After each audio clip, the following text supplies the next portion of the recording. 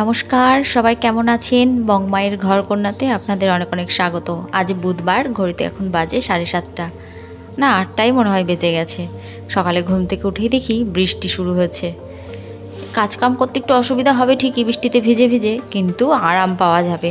উফ, যা গরম পড়েছিল, একটু স্বস্তি পাওয়া যাবে এই ভেবে বেশ ভালো লাগছে। গুড্ডি যখন স্কুলে যায় তখন 2-1 ফোঁটা বৃষ্টি পড়ছিল। তা ওর বাপি বলল যখন আনতে যাবে আবার তখন রেনকোটটা সাথে নিয়ে যাবে, রেনকোটটা পরিয়ে নিয়ে আসতে পারবে। আজকে একটু ইলিশ মাছের মাথা দিয়ে মিষ্টি কুমড়োর ঘন্ট করব। ওদিকে ভাতটাও নেমে গেছে। গুড্ডির বাপি আবার মাছের কাঁটা দিয়ে কোনো ঘন্ট করলে খেতে পছন্দ করে না, বলে কাঁটা বেছে বেছে খেতে হয়, মিশে যায় কাঁটা, ভালো লাগে না। ওই জন্য ঘন্টটা নামানোর আগ দিয়ে মাছের মাথাটা দেব, আর খুন্তি দিয়ে ভেঙে দেব না, মাছের মাথাটাকে গোটাই রাখবো, তাহলে কাঁটাগুলো মিশবে না ঘন্টের সাথে, ঘন্টটা ভালো থাকবে। এইভাবেই করছি আর কি। আসলে মাছের মাথা দিলে কি হয়, একটু স্বাদটা বেড়ে যায়, গন্ধতেই যেন খাওয়া হয়ে যায়, এত সুন্দর লাগে। তাই মাছের মাথাটা দিয়ে খুব সাবধানে এবার নাড়াচাড়া করছি, যাতে একটু ভেঙে না যায়, কাঁটাগুলো মিশে গেলে আর খাবে না সে।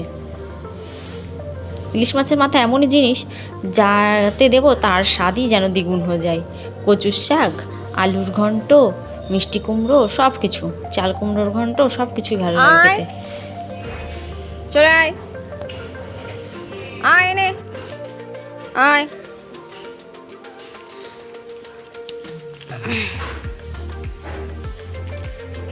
খা।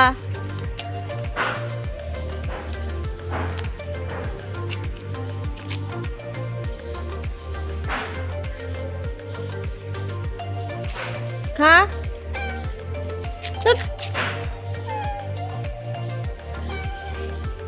খা নে।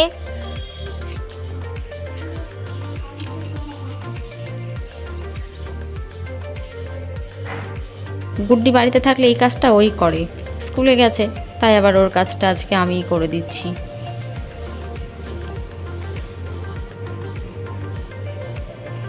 গুড্ডি বাপি চলে এসেছে বাজার নিয়ে, এখন আবার একটু দেখছি বৃষ্টিটা থেমেছে মনে হচ্ছে।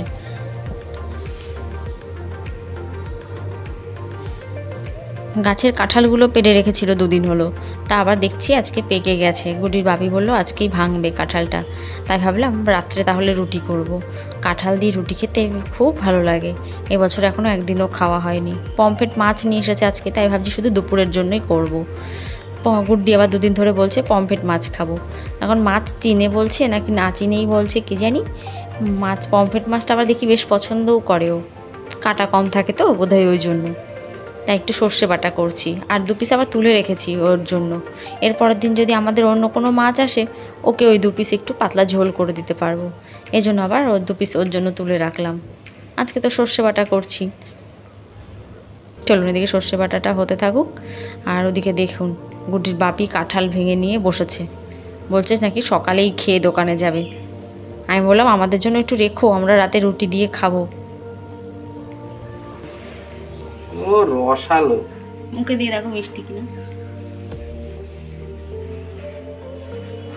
গোলা কাঁঠাল, হেভি কাঁঠাল। এই রুটি দিয়ে খেতে খুব ভালো লাগে।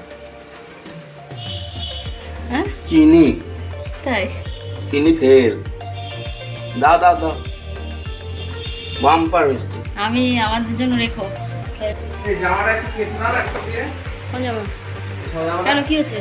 একটা তেলের জগ করলো আর পিঠে একদম কিরম হয়ে গেছে। তেলের ডগা থেকে আর দোকানের তালাটা ডিস্টার্ব করছে, তাহলে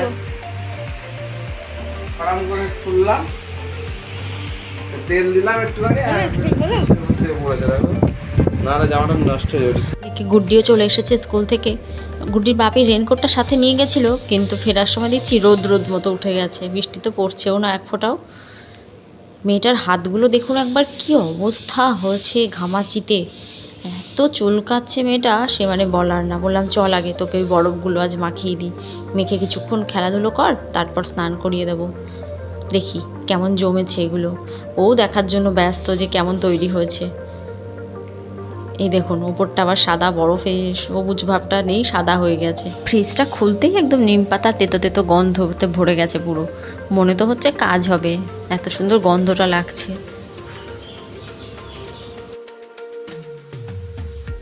হ্যাঁ ওটা নাও, এই নাও একটা নিয়ে কপালে লাগাও লাগাও কপালে। হ্যাঁ ঠান্ডাটা একটু দিতে হবে, কপালে দাও। আচ্ছা নাহলে একটা কাপড় দিচ্ছি, কাপড়ের মধ্যে নিয়ে তারপর লাগা। এই যে এরকম করে একটুখানি এরকম কপালে দাও, গালে, গলায়, দেখি দাও।